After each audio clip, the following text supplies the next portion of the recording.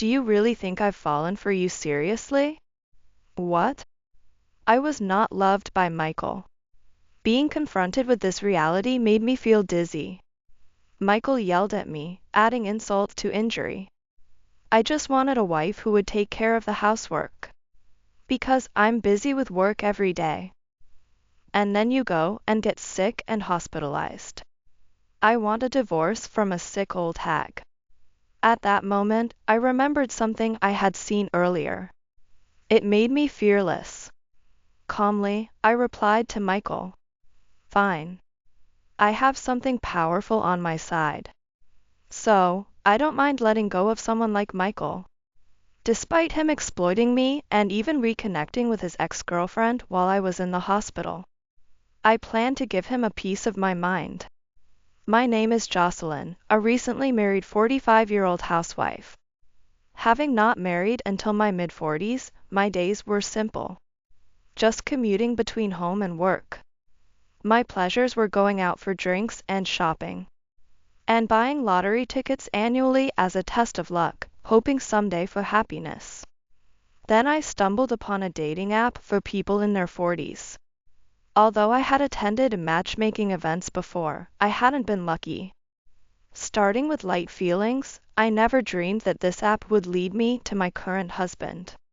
He was 3 years older than me, named Michael Brown. A manager in a large company with over 1,000 employees, earning an impressive salary. He seemed serious and hardworking. Curious why such a good man hadn't married, I casually asked him during our first meeting. He replied with a shy smile. Well, I've been so busy with work, I never really had a chance to meet anyone. Indeed, it's understandable for someone in such a demanding job. But Michael, feeling lonely at his age, started using the dating app. His bashful reply and his brilliance were overwhelming. Perhaps from that moment, I began to feel attracted to him. He seemed to like me too, saying, Honestly, I never thought I'd find someone through an app. But I'm glad to have met someone like you, Jocelyn. No, I had almost given up on finding someone at my age. I can't believe I met someone as wonderful as you through this app. We both felt it was a miraculous meeting and smiled at each other. It didn't take long for us to consider marriage. Half a year after meeting, we got married. On the eve of our registration, thinking it was my last chance. I bought a lottery ticket, my last as a single person. Right after our wedding, Michael made a request. I'm too busy with work to share household duties. I'd like you to quit your job and stay home. What? Well, my mother was a housewife, so I don't mind focusing on housework. Agreeing to his request, I quit my job and started our seemingly joyful married life. Michael enjoyed my cooking, saying it was delicious, which made me incredibly happy after so many lonely meals. But the happiness was short-lived.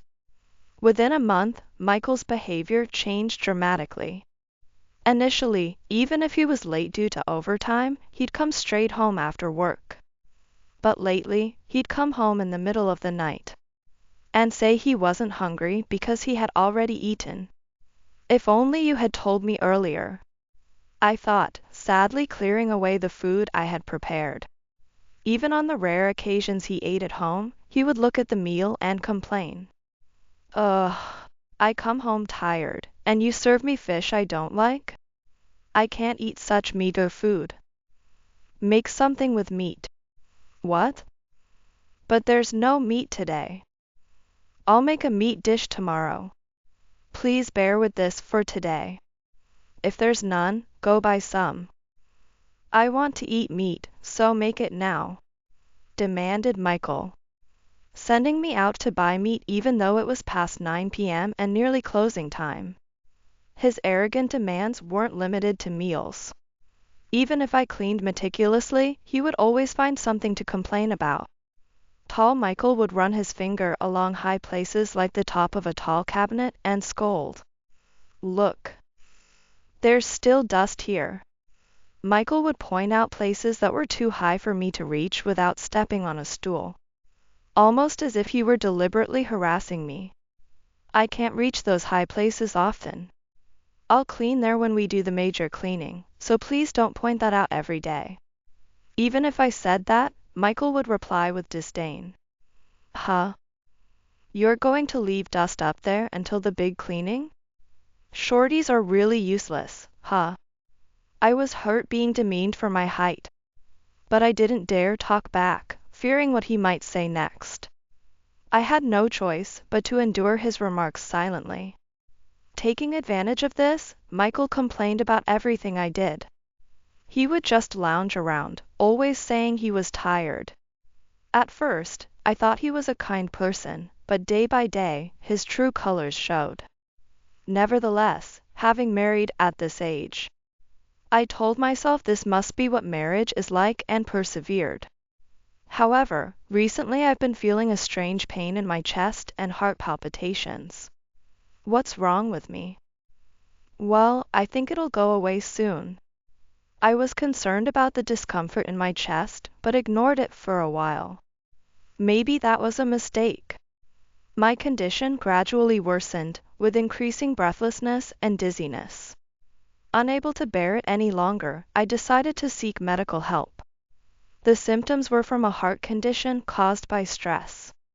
The constant psychological stress was taking a severe toll on my body.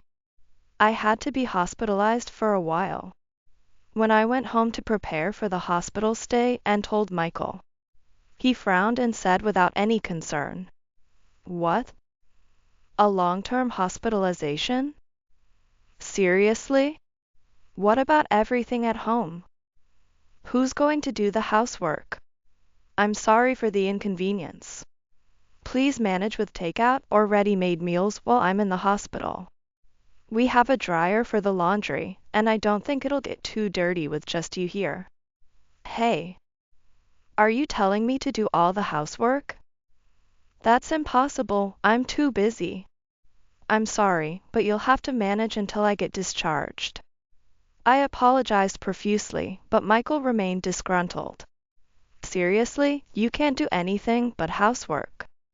And now you talk about hospitalization. You're really useless. Remember this when you're discharged. While Michael berated me, I began preparing for the hospital alone. It felt like I was trying to escape the current situation. And I even felt guilty, though it wasn't my fault. The next morning, Michael left for work without seeing me off to the hospital, still in a bad mood. I had no choice but to head to the hospital alone, carrying my bags. Throughout my hospital stay, Michael never visited. I had brought everything I needed, suspecting he might not come. The hospital room felt incredibly lonely. To distract myself from the boredom, I spent my days surfing the internet on my smartphone. Then, I received a strange message notification from Michael that left me shocked. "Tracy, I love you. I'm almost done with work, so wait for me." I was about to mark it as read when the message suddenly showed. "This message has been deleted." Who was Tracy? And why such a gentle message to her, something he'd never sent to me? Perhaps Michael was cheating. The thought made my chest tighten with pain, and I hastily pressed the nurse call button. Fortunately, it was just a mild attack, and the pain subsided within 5 minutes following the nurse's advice. The nurse advised me to think of something pleasant, but I couldn't think of anything. Then, I remembered the lottery ticket I had bought before our marriage registration. The draw was yesterday. Trying to distract myself, I checked the lottery results on the official website on my smartphone. The page displayed, "Congratulations on your win." I was so shocked my eyes nearly popped out. No way. Is this a joke? As I was counting the zeros in the amount I had won, the door to my room suddenly opened, and Michael walked in, followed by a woman in her early 30s who looked unfamiliar and flashy. "Hey. Feeling better?" Michael spoke to me in such a carefree tone. How could I be feeling good? "I'm hospitalized. Plus, you haven't even shown your face until now. Of course. Who do you think has been busy because of whom? I've had a hard time juggling work and housework. Michael continued to stress his own difficulties and showed no concern for my condition. I responded with a puzzled look. Oh, that's too bad. Sorry for the inconvenience. Michael wasn't fazed by my unhappy demeanor and smirked back. You're really not cute, Jocelyn. Well, no worries now. You can stay in the hospital as long as you like. What do you mean by that? His words were ominous, and anxiety flickered through my mind again. Then, Michael put his arm around the woman's shoulder with a smug look and said, Now, she's taking care of things for me. Right, Tracy. Tracy was the name from the message. She smiled warmly at Michael's side. Who is this woman? Surprised, huh? Since you were useless. I contacted my ex-girlfriend Tracy here. She still loves me, so she came running. Michael boasted proudly. I tried to remain calm and asked, Ah, an old acquaintance has come to take care of things? I'm sorry for the trouble. I still need to stay in the hospital for a while. As I spoke, they both burst out laughing. This wife of yours is a bit funny, isn't she? She doesn't understand anything. Well, can't help it, right? She hadn't been with a man until her mid-40s. Michael and Tracy looked at me with complete disdain. I knew they were making fun of me, and I wanted to retort that I knew about their affair. But getting worked up would only stress my heart more. So, I chose to stay calm. However, Michael then said something unbelievable. Anyway, I don't need a frail old woman anymore. I'm going to be with Tracy forever. Saying this, Michael thrust a piece of paper with green writing at me. It was a divorce notice. Even though I had been staying calm, I couldn't hide my disturbance. Why? She's an ex-girlfriend, right? You chose to be with me after her, and now you want to go back to her. As I asked this, Michael replied with an exasperated look. Do you really think I ever truly loved you? What? I was never truly loved by Michael. Confronted with that harsh reality, my head began to spin. Michael lashed out at me, adding insult to injury. That's why. All I ever wanted was a wife to take care of the housework. Because I'm so busy with work every day. And then you go and get sick and end up in the hospital. I want a divorce from a sick old hag. As I felt the darkness closing in around me, I remembered something I had seen earlier.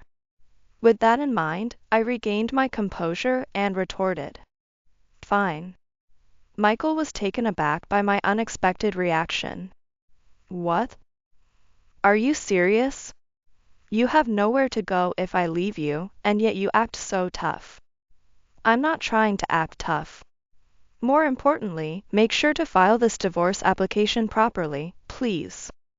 I signed the divorce papers handed to me and returned them to Michael. Okay, I'll take care of it. I'll file it tomorrow. While Michael said this, he still looked puzzled. Tracy was staring at me with disdain, a sly smile on her face. Even if you're desperate because you're struggling, you couldn't possibly match my youth and beauty.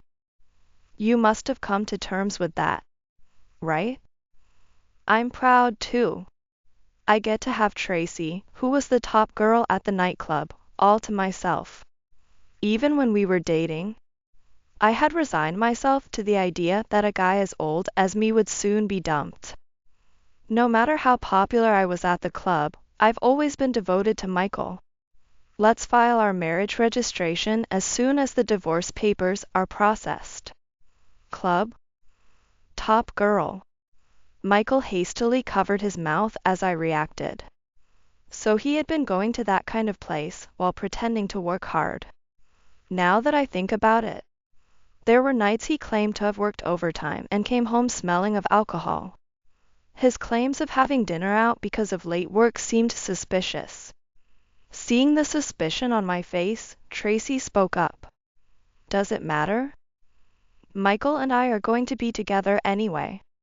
You're no longer needed, old hag." With that, Tracy grabbed Michael's arm tightly and they left. While I was enduring a tough hospital stay, Michael had decided to remarry his affair partner. I couldn't forgive him. Even if we broke up, I'd just feel relieved, but first, I wanted to give him a taste of his own medicine. With that thought, I began planning my revenge against Michael. After a period of resting in the hospital room, my condition steadily improved and I was finally allowed to be discharged. Since Michael had remarried and moved to Tracy's apartment, I would live alone in our former residence. Upon returning home, I immediately went to the designated bank to cash in my winning lottery ticket. Due to the amount, it would take about a week to receive the funds. During that time, I researched online for a good lawyer. I wanted the lawyer to investigate Michael's past relationships.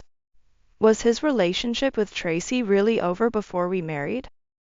If they had continued their relationship, I could claim compensation. Once the lottery money was safely in my account, I hired a lawyer and requested an investigation. The results confirmed that Michael and Tracy had indeed continued their relationship. Tracy, a former nightclub worker, had indeed been the top girl at the club as Michael had said. They had been involved since then and had never truly broken up. So, Michael had continued his relationship with her while marrying me just to have a housekeeper. The thought made my blood boil. However, to avoid worsening my health, I had to stay calm. While I felt like screaming at Michael and demanding compensation right then, I decided to leave everything to my lawyer and wait for the right time. Soon after, Michael called me. "Hey, why did a lawyer suddenly show up demanding compensation for cheating? What's this all about?" "Well, the lawyer's right. You better pay up quickly, or I might just sue." "Shut up. First of all, where did you get the money to hire a lawyer? Lawsuits cost money, you know. And you must have spent a fortune on hospital bills." Unaware, Michael tried to use my supposed lack of funds against me. But his careless words would backfire. "That's true. You didn't even pay for my hospital bills while we were married. I talked to the lawyer, and it turns out I can charge you for that too." Ugh. Thanks to Michael's thoughtless remark, I was able to proceed advantageously. Realizing his mistake, Michael had nothing to retort. From the other end of the phone, I could hear a woman's voice. "Give it to me for a second." Likely, Tracy was eavesdropping. "Hey, do you even have the right to claim compensation? You just fell ill and neglected your husband. I took care of him instead, so if anything, you should be paying us." "Ah, right. That's true." Buoyed by having Tracy as his staunch ally, Michael's tone grew confident. Yet, I responded calmly. "Really? Didn't the lawyer tell you?" The investigation confirmed that Michael continued his relationship with Tracy even after our marriage. I hired a competent lawyer, so there's no escaping the truth. Stop bluffing. I've been saying this, but there's no way you have that kind of money. Oh, that too. Despite your high income. Michael, you only gave me $1,700 a month for living expenses. I had to manage rent, utilities, and food with that, which was tough. That might be worth suing over, don't you think?" Indeed, Michael's treatment of me had been terrible in every aspect. No matter what he said now, it would only dig his grave deeper. If it came to a lawsuit, it was clear I would have the upper hand. Keeping a meticulous household budget app would serve as evidence. Michael still thought I was just bluffing. A competent lawyer, really? That lawyer of yours probably isn't all that great. Anyway, I won't be fooled. As Michael fumbled, I prepared for the legal battle ahead. Confident in my position and backed by incontrovertible evidence of his ongoing deceit. When Michael said that, I sent him the link to the homepage of the law firm I had found online via message. The lawyer I hired is from this law firm. You've got their business card, right? The homepage included a photo of the lawyer currently handling my case. Seeing that page, Michael must have been astonished. Isn't this a pretty famous law firm? Really? Where did you get the money to hire a lawyer from there? Hearing Michael's flustered voice, it seemed like a good time to reveal the truth. Actually, I won $5 million in the lottery this year, including the jackpot. What? Both Michael and Tracy seemed shocked by my revelation. No way. I never heard about you buying a lottery ticket. I bought it with money I earned before we got married.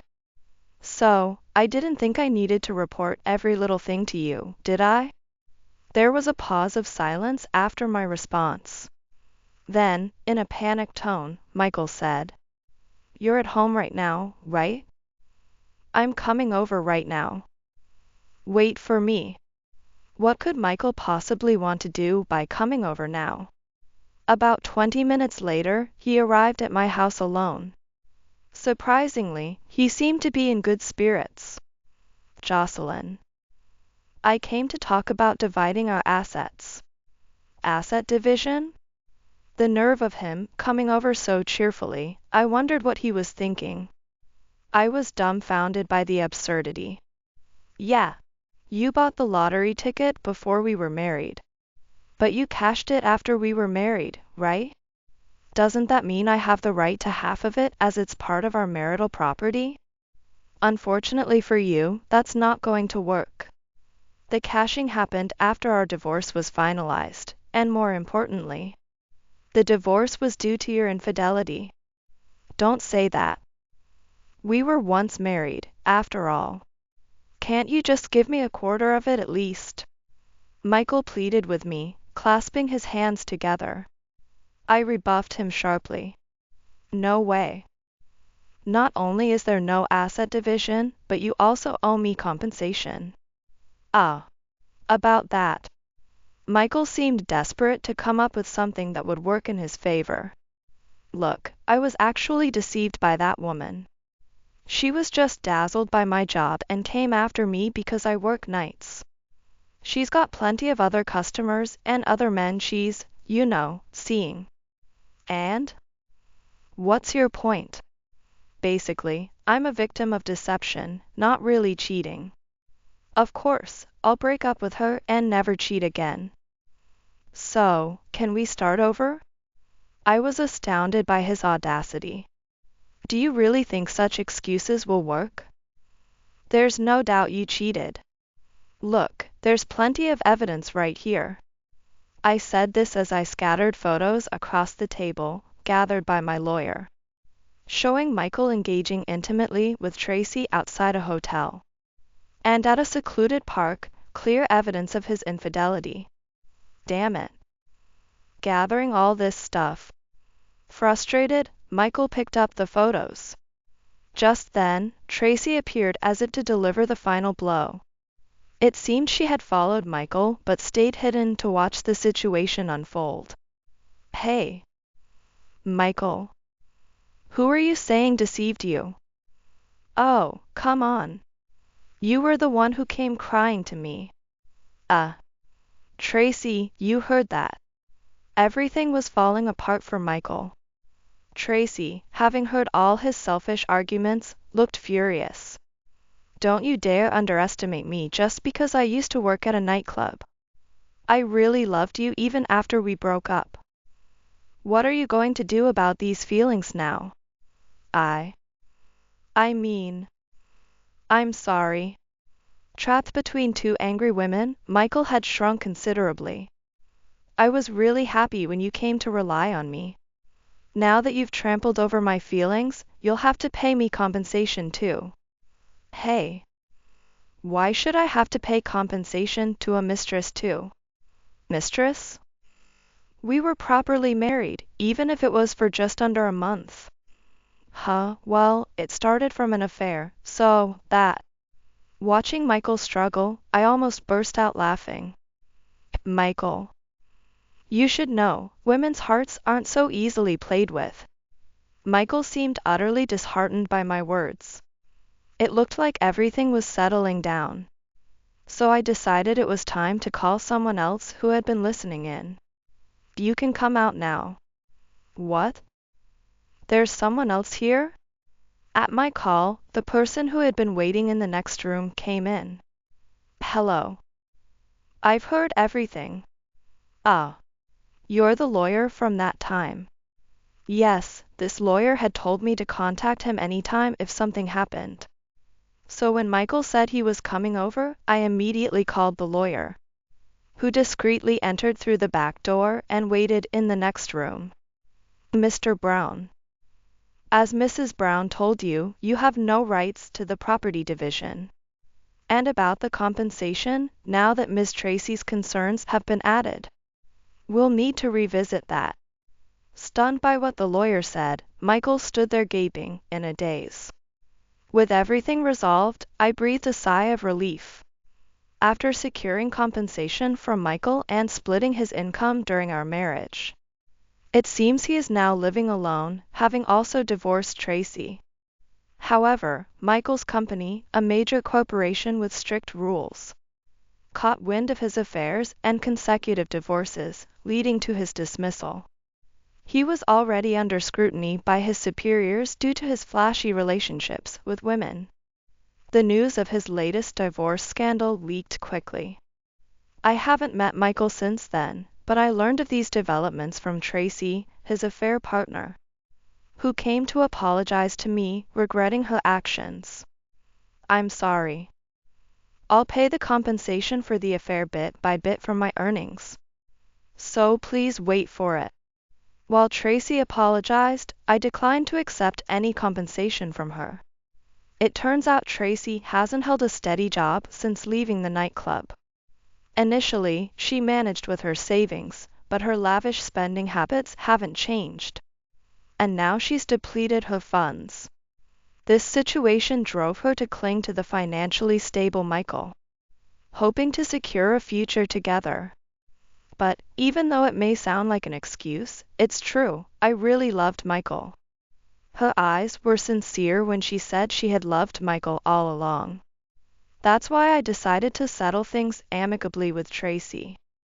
On the other hand, Michael, having lost his job and being burdened with compensation payments to both me and Tracy, was in financial trouble and eventually got evicted from his apartment. Then, with a desperate look, he came to me. Jocelyn, I really messed up. Please forgive me just this time. From now on, I'll do anything you say, just let me stay here. Oh, and of course, I'm not asking for money, just to stay. In response to his pitiful plea, I casually replied, Sure, you can stay here as long as you like. Really? Oh, you're a lifesaver. I allowed Michael into the house for the time being. However, that night, while Michael was sleeping, I packed up my belongings. I had been searching for a new place to move, and I had just finalized the arrangements a few days prior. By dawn, when Michael woke up, the moving truck was already there. Hey. What's going on? Why are you packing up? Where are you going? Oh, I was planning to move out today. You know this is a rental, right? From now on, you'll need to pay the rent yourself. It's $1,000 a month. What? There's no way I can afford that right now. You tricked me. I haven't tricked you. I just said you could stay here as long as you like. Good luck paying the rent. Bye. Bye. I left the house after that, canceled my phone contract, and ensured Michael could never contact me again. I didn't reveal my new address either. Sometime later, I randomly met the landlord of the house where Michael and I had lived. He told me Michael had to move out because he couldn't pay the rent. No one knows where he went after that. As for me, I bought a luxurious high-rise apartment and am living a comfortable life, enjoying a spectacular cityscape view. Since separating from Michael, I've been free from stress and have fully recovered. There's a fitness room on the first floor of my building where I exercise daily. I also adopted a Pomeranian, Mocha, who has become my dear family member. Despite winning $5 million in the lottery, I couldn't just idle away my time. I enjoy working. So I reached out for re-employment at the company I worked for before getting married.